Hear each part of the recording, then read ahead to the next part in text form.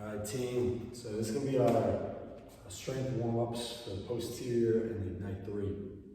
So we're going to start off on our back for supine breathing with reach. So we're going to start heels down, toes forward, and their feet close to the butt. And then as we lay back, rest our head. We want to tilt on our pelvis that we want to try and attain, which is the posterior tilt, where your low back is kind of getting really crushed into the floor if I'm in full posterior tilt.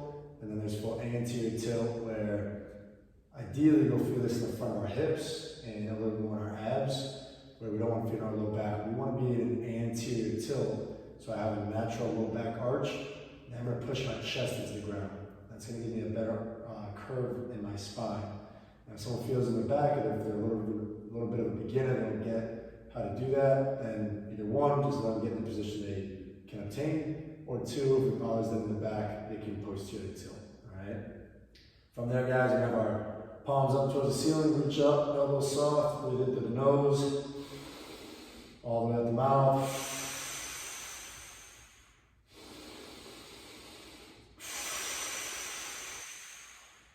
And repeat that for 2 sets, all right? So as soon as we're done with that, we're going to go right into glute bridges, so you can tuck the leg out, just stay where you're at.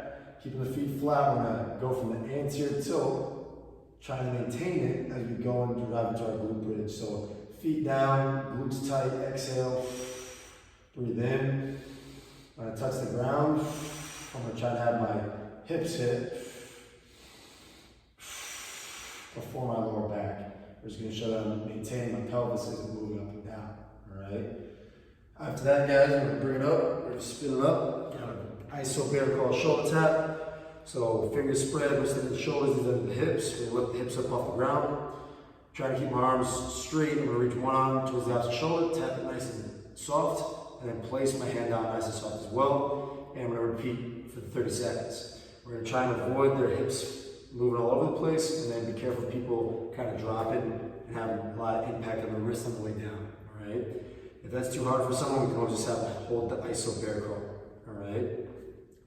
After that, we're going into our hip lunge, reach and rotate. So in a high plank position, I'm going to take a big step to the outside of the hand. I'm going to reach that same arm on the side of the leg, in back towards my back toe. I'm going to breathe in, breathe out. Eyes, chin, and fingertips go towards the ceiling. Bring it right back down, switch the sides. I'm going to alternate for the 2 sets, okay? Or if they make that easier, guys, they could have dropped to the knee. Following that, we have the standing single leg swing. So we want to have people try to work on their balance. So we're going to start feet hip width, knee soft, and we're going to just slowly start to swing our foot, nice and slow, right? Nice and slow, nice and small.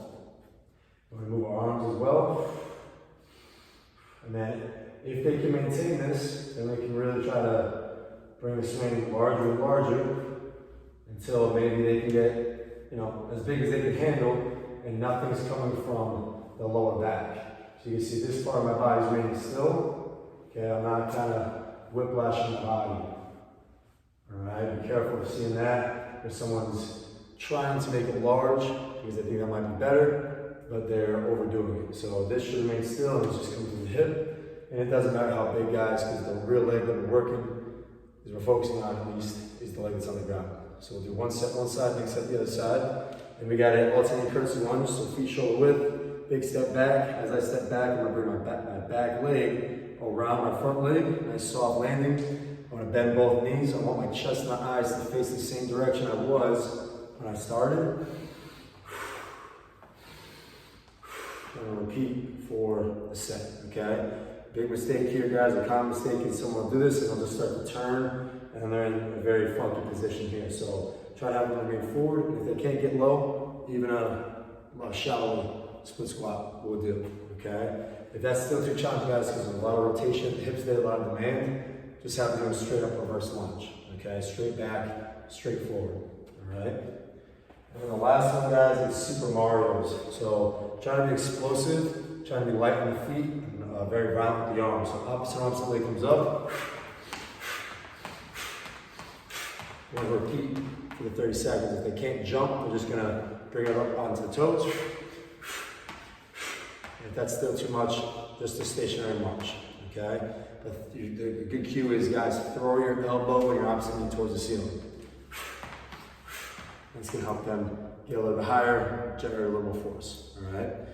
The cool down, we're gonna be down in the half kneeling stance, and we're gonna go side bend. So we wanna get the heel under the knee, knee under the hip, then we're gonna squeeze our glutes, and then we'll slowly drift forward just a little bit. Again, look for them arching a little back. When it goes to cool down, guys, we don't want people just kind of flaying the front side.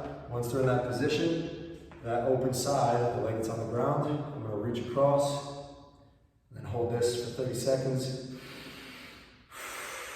Try to get a stretch on this side from my knee all the way to my elbow. And then I'll switch the legs, do 30 seconds on the other side. We'll finish with our supine breathing on our back, all right? That's our warm up and cool down for the strength days.